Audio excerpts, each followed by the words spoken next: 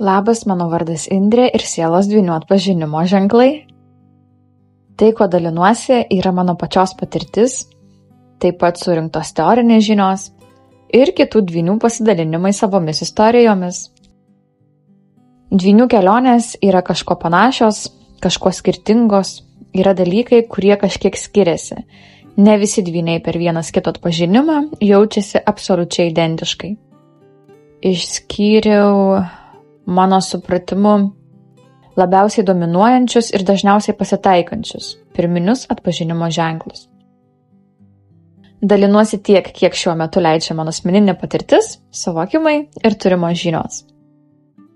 Tikiu, kad su laiku sąmonė plėsis, patirtis didės, o suvokimai dar gilės. Taip, kaip ir dažniausiai būna tiems, kurie po aktyvacijos pasiryžta savo evoliucijai. Jei esi dar tik dvynių kelionės pradžioje, turi klausimų, ieškai tokių pačių kaip tu, parašyk man. Mane galite rasti socialiniuose tinkluose pavadinimu tokiu pačiu kaip ir mano YouTube kanalas. Taigi, apie atpažinimo ženklus. Pirmas, apie kurį pagalvojau ir kuris labiausiai įsiminęs, tai sustingimo jausmas. Tie, kurie šitą jautėt, puikiai žinote, apie ką kalbu, nelabai čia ką ir pridursi. Sustingsta kūnas, būna ir užgniaužia kvapą, gali būti apdujimo pojūtis. Kai kurie šitą jausmą įvardina kaip kad grybų apsivalgęs. Sako, jaučiuosi kaip apsivalgęs grybų. Esu ne kartą girdėjusi tokį pasakymą. Kai pirmą kartą susiduri su savo ugnies dvyniu, jaučiasi labai stipri trauka. Beje, kad tai pajausti, žinau, kad kartais nereikia net realaus susitikimo. Esu girdėjusi, kad per pokalbį telefonu, per išgirstą balsą, per žinutę įvyko atpažinimas. Aišku, protas iš karto nesuvokia, tai sielos atpažinimas. Jauti, kad kažkas labai artimo, tau, tavo, apie tave, tik nesupranti kas. Na ir tada, kaip sakau, 24/7 sėdi galvoje. Ir daryti gali ką nori, bet sėdi ir nesitraukia. Tikrai tuo metu yra nemažai reikalų, išlaikant fokusą savyje. Tada ilgesio jausmas.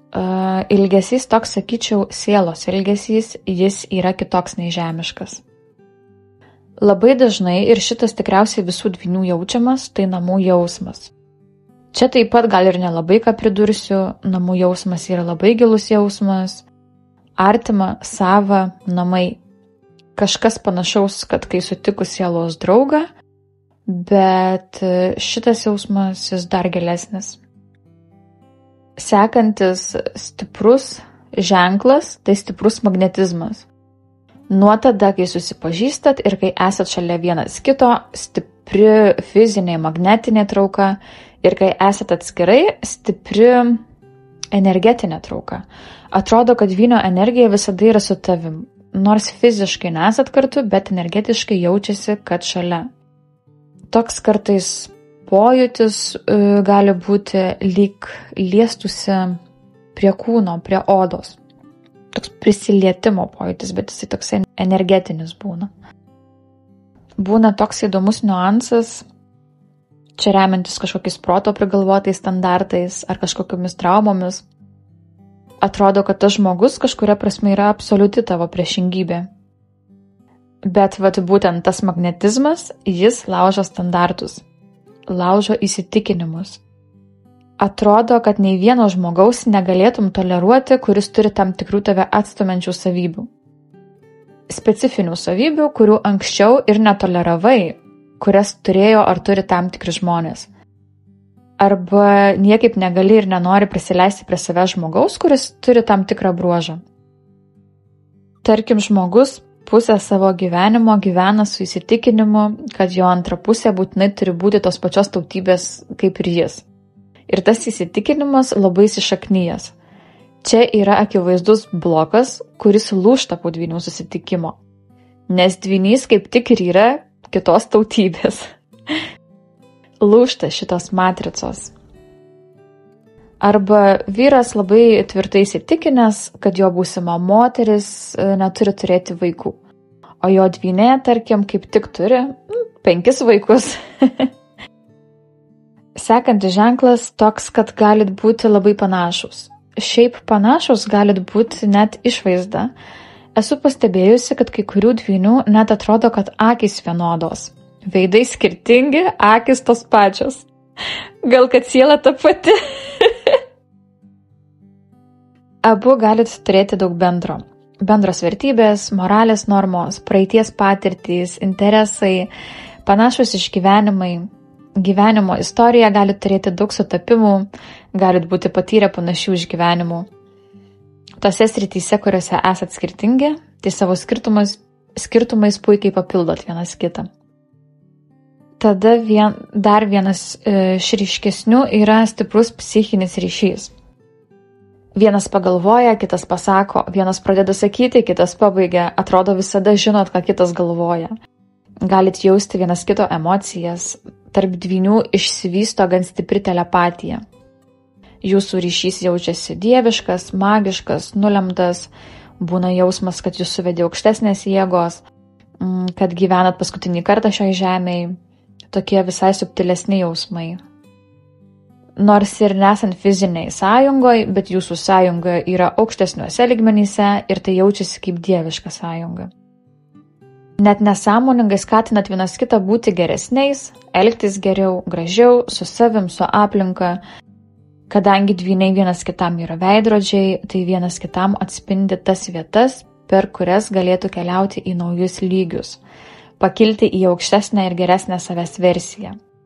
Tai labai gilus ryšys, kuris skatina augimą. Transformacijos labai stiprios. Šitie santykiai atspindi jūsų turimas problemas, iškelia į paviršių giliausius blokus, baimės, nesaugumą, gerai papurto, kad galėtumėt juos įveikti, kad pasiveiktumėt nuo to ir augtumėt. Tam, kad būtumėt laisvi nuo kažkokių varžančių proto konceptų, tam, kad galėtumėt išeiti į savo misiją, daryti tai, ko ir atėjot. Tam, kad sugrįžtumėt į savo prigimtį, susigrąžintumėt savo galią ir sukurtumėt savo rojų žemėje.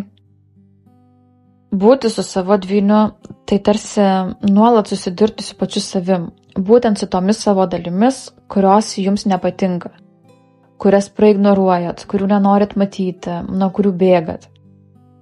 O ten taigi jūsų evoliucija. Ten jūsų vartai į tikrąją laimę, laisvę ir tikrąją meilę. Tikrąjį jūsų egzistencijos suvokimą. Beje, galit pastebėti atsitiktinius dalykus. Kabutėse atsitiktinius. Gali praeiti mėnesiai, metai, dešimtmečiai, bet atėjus laikui būna, kad dvyniai kažkaip suranda kelią vienas pas kitą. Visokiais netikėčiausiais būdais. Pradeda pastebėti sinchroną, pradeda jausti vedimą iš aukščiau. Kai ateina laikas, jei taip turi būti, abu susitinka. Linkiu drąsos pažvelgti į savo paties vidų, nes visa tai yra apie kelionę į save. Linkiu, kad kuo greičiau pavyktų nusimesti iliuzijas apie tai, kokie mes esame riboti, kad drąsiai žengtumėt savo evoliucijos keliu.